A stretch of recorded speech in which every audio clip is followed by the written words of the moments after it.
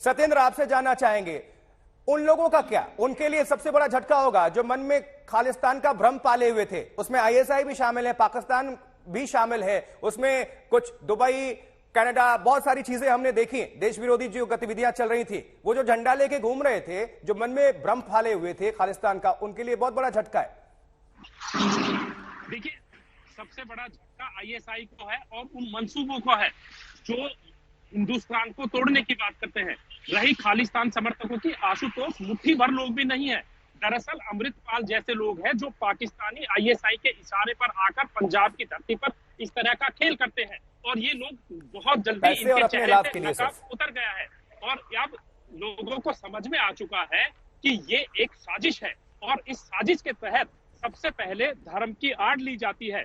अब आप देखिए, जो शख्स दुबई में ड्राइवरी का काम करता है वो महज 1 साल पहले पंजाब में आता है और पंजाब में आते ही इतना बड़ा अपने आप को एक अवतार के रूप में सामने ले आता है कि हजारों लोगों की उसके साथ पीछे भीड़ जुट जाती है, लोगों की भावनाओं से खेलता है, लोगों को धार्मिक अफीम। सत्येंद्र, जरा बैकग्राउंड भी दर्शकों को बता दीजिए, और पंजाब की भी जनता सुन रही है, पूरे भारत के हर राज्य के हर पूरा गांव हमारा भारत जो है उठ चुका होता है सुबह 5 बजे से, और ये जो पहली ब्रेकिंग आप और हमने दी, आज तक ने दी, अपने दर्शकों को जरा फ्लैशबैक में जाकर बताइए कि ये जो ड्राइवरी करता था अमृतपाल सिंह, ये पंजाब में आकर इतने करोड़पति अरबपति कैसे हो गया कि तमाम लग्जरी गाड़ियों का काफिला इसके साथ चलता था, हथियार लहराते हुए इसके 7 लोग चलते थे, ये एक्सपोज होने में इतना वक्त कैसे लगा गया? क्योंकि 1 साल पहले पैराशूट लैंडिंग हुई।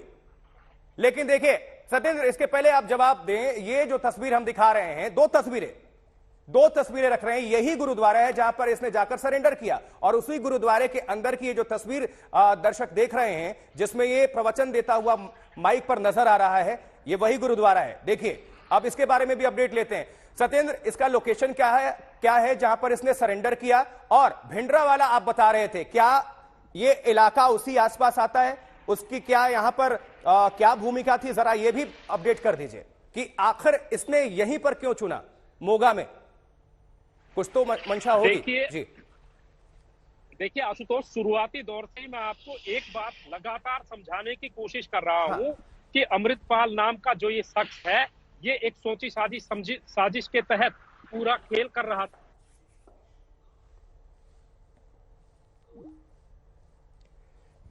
चलिए, तकनीकी समस्या की वजह से फिर से दोबारा हम रुक करेंगे सत्येंद्र का, लेकिन ये जो तस्वीर देखिए आप, जो आपको दिखा रहे हैं, यही गुरुद्वारा है। इसी गुरुद्वारे में इसने सरेंडर किया है, पहली तस्वीर। और भगोड़ा अमृतपाल जो है जिसने सरेंडर किया है, ये गुरुद्वारे के अंदर की भी तस्वीर देख लीजिए जहां इसने पनाह ली थी और जाकर ये प्रवचन दे रहा था, माइक पर अपनी बात रख रहा था। यानी पूरी कोशिश इसने की किस तरह से, क्योंकि इसकी जो इमेज थी उस पर पूरा डेंट नहीं, वो जो हीरो बनने की कोशिश में था वो जीरो बन चुका था। लोगों से सिंपैथी गेन नहीं किया क्योंकि सब समझ गए थे, एक्सपोज हो चुका था कि ये देश तोड़ने की फराक में है, और ये जो ड्राइवरी का काम करता था कनाडा में, वो यहां आकर किस तरह से लग्जरी गाड़ियों के काफिले में चलता है और सिर्फ धर्म के नाम पर और देश विरोधी गतिविधियों में शामिल, क्योंकि आईएसआई का इसका कनेक्शन सामने आ गया। ये दुबई में आईएसआई एजेंट से भी इसकी मुलाकात हुई थी, ये भी हो गया, फंडिंग की भी बात हुई, बहुत कुछ इसमें सब कुछ शामिल। तो लोगों के सामने, जनता के बीच ये एक्सपोज हो चुका था। अब देखिए जरा 2 तस्वीरें, एक तरफ ये गुरुद्वारे के अंदर जो जाकर ये प्रवचन दे रहा है, अपने आप को बचाने की ये पूरी कोशिश, और आपको ये भी सोचना चाहिए, इसके मंसूबे को ऐसे भी समझिए, जब ये बड़ी बड़ी डींगे हाँकता था, चुनौती देता था पुलिस प्रशासन, सरकार, नेता, सबको, वो कहता था कि मैं खड़ा रहूंगा, वो फरार हो गया, भगोड़ा घोषित हो गया, लोगों के बीच से निकल गया खुद को बचाने के लिए।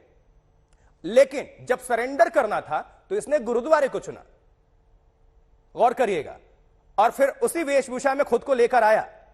यानी अपने को बचाने के लिए, लोगों को जोड़ने के लिए, यह किसी भी तरह से हर चाल को यह चलता हुआ नजर आ रहा है।